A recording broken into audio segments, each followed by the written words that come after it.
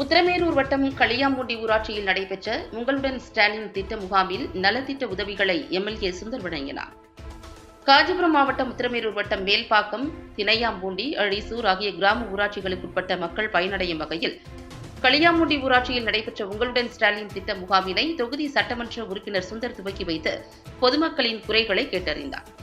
முகாமில் பொதுமக்கள் அளித்த மனுக்கள் மீது பரிசீலனை மேற்கொண்டு உடனடி நடவடிக்கை எடுக்கப்பட்டு தகுதியுள்ள பயனாளிகளுக்கு வருமான சான்றிதழ், இருப்பிட சான்றிதழ், வகுப்பு சான்றிதழ், மின்னணு குடும்ப அட்டைகள், வேளாண் விதை தொகுப்புகள் என மொத்தம் 100 பயனாளிகளுக்கு நலத்திட்ட உதவிகளை தொகுதி சட்டமன்ற உறுப்பினர் சுந்தர் வழங்கினார்.